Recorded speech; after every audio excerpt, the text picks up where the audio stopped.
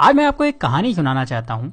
ऐसी कहानी जिसको सुनने के बाद आप भगवान से गरीब होने की शिकायत बंद कर देंगे और आप उस रास्ते पर आगे बढ़ जाएंगे जो आपको अमीरी की तरफ लेकर जाएगा। कहानी कुछ ऐसी है कि एक गरीब आदमी था और वो हमेशा ही भगवान से अपनी गरीबी की शिकायत करता रहता था। उसे शिकायत ये थी कि उसके झोपड़े से कुछ दूर रहने वाला आदमी इतना अमीर है और वो गरीब। उस अमीर आदमी को सब कुछ आसानी से मिल जाता है और गरीब को हमेशा ही मेहनत करना होती है, तब भी कई बार उसे भूखा रहना होता है। रोज रोज की शिकायत सुनकर भगवान ने सोचा चलो आज इसको जवाब दे ही देता हूँ। तो ऐसे में भगवान ने क्या करा कि जो अमीर आदमी था उसको इस गरीब आदमी के बराबर गरीब बना दिया और दोनों को ही मछली पकड़ने वाली एक छड़ी दे दी। दोनों को एक बराबर का झोपड़ा दे दिया और दोनों के हालात बिल्कुल एक जैसे कर दिए। क्योंकि दोनों ही बराबर के गरीब थे और दोनों के पास मछली पकड़ने वाली छड़ थी तो दोनों ही मछली पकड़ने लगे। पहले दिन दोनों ने ही 10 मछलियां पकड़ी। मछली पकड़ने के बाद जो आदमी पहले से गरीब था उसने पूरी 10 मछलियों को बेच दिया और बदले में उसे 2000 रुपए मिले।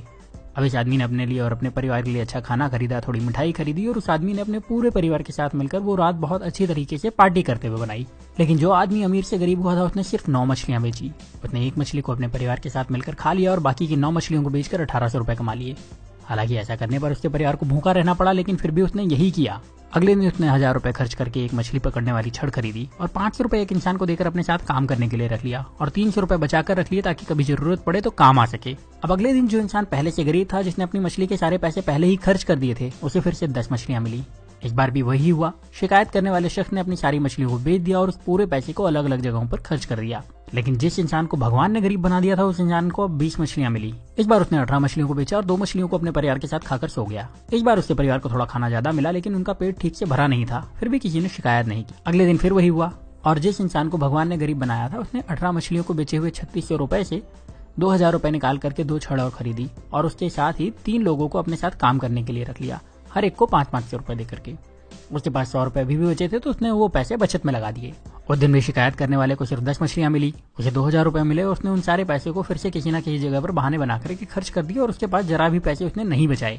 लेकिन दूसरे शख्स को शाम होते होते 40 मछलियां मिल चुकी थी और शाम को इस अमीर से गरीब बने इंसान ने अपने परिवार को 4 मछलियां दी, जिसके बाद उस परिवार ने पेट भर के खाना खाया और उसने बाकी की 36 मछलियां बेच दी और उसे 7200 रुपए कमाए। अगले दिन उसने 3000 रुपए में 3 छड़े और खरीदी और अब उसके पास कुल 7 छड़े हो चुकी थी। उसके पास कुल मिलाकर अभी भी 4600 रुपए बचे थे तो उसने 7 लोगों को बुलाया, हर एक को 500 रुपए दिए और उन्हें मछली पकड़ने के लिए रख लिया और खुद उनके काम पर नजर रखने लगा। इतना पैसा खर्च करने के बाद भी उस इंसान के पास 1100 रुपए बच गए थे। जब शाम हुई तो इस इंसान के पास 70 मछलियां थी। उसके पास पहले से ही 1100 रुपए थे। उसने दिन भर कोई काम नहीं करा था तो वो ज्यादा थका हुआ भी नहीं था। उसके पास 7 छड़े थी जो कि इसकी ही थी, उसकी एसेट थी। उसके पास काम करने वाले लोगों की एक टीम थी जो उसके लिए काम करती थी।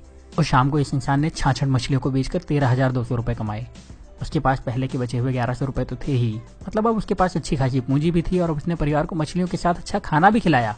अगले दिन उसने फिर से कुछ छड़े खरीदी, इस बार ज्यादा लोगों को काम पर रखा और पहले से ज्यादा पैसे कमाए। रात को परिवार के साथ मछलियां खाई और थोड़ा अच्छा खाना भी खाया।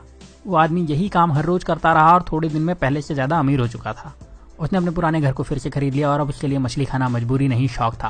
साथ ही अब उसे काम करने की जरूरत नहीं थी क्योंकि उसने अपने काम की देखभाल के लिए कई मैनेजर्स, अकाउंटेंट और दूसरे लोगों को रख लिया था और वो अपने पैसे दूसरी जगह इन्वेस्ट भी कर सकता था। लेकिन जो शिकायत करने वाला इंसान था वो अभी भगवान से यही शिकायत कर रहा था कि भगवान आपने मुझे गरीब क्यों बनाया और उस अमीर इंसान को इतना आराम क्यों दिया। अब आप समझदार हैं, आप ये समझ चुके होंगे कि भगवान किसी का फेवर नहीं करते, वो सभी को एक जैसे ही देखते हैं, सभी को एक जैसे मौके देते हैं, सभी को एक जैसे संसाधन देते हैं, सभी को सफल और धनवान होने का अधिकार देते हैं। पर आपको ये भी समझना होगा कि दुनिया में कुछ भी फ्री नहीं मिलता। इस कहानी में भी आपने देखा कि उस इंसान ने गरीबी से वापस अमीर होने के लिए पहले कुछ समय तक आधा पेट खाना खाया, उसके बाद भरपेट खाना खाया, फिर भी बचत के साथ पैसे खर्च करे और अपने पैसे को सही तरह से इन्वेस्ट भी करता रहा। जबकि गरीब इंसान सिर्फ मजे में लगा रहा और शिकायत करता रहा और हमेशा गरीब बना रहा। अगर आपको लगता है कि अमीर इंसान रिच होने के लिए तकलीफें नहीं उठाते तो ऐसा नहीं है। वो गरीबों से ज्यादा तकलीफ उठाते हैं। वो अपने आराम के लिए गरीब लोगों से ज्यादा मेहनत करते हैं पर शिकायत नहीं करते और वो अपने पैसे का सही इस्तेमाल करते हैं, इसीलिए उन्हें अमीर होने का अधिकार भी है। तो अगर आप गरीब हैं तो अपनी गरीबी की शिकायत मत करिए, बल्कि उस काम को पूरी ईमानदारी से करिए जो आपको मिला है। ये सोचिए कि उसमें ज्यादा से ज्यादा पैसे कैसे कमाया जाए और अपने पैसे को सही तरह से खर्च करिए, अपने पैसे को सही तरह से इन्वेस्ट करिए। और जब आप ऐसा करेंगे तो आपको अमीर होने से कोई नहीं रोक पाएगा, कोई भी नहीं।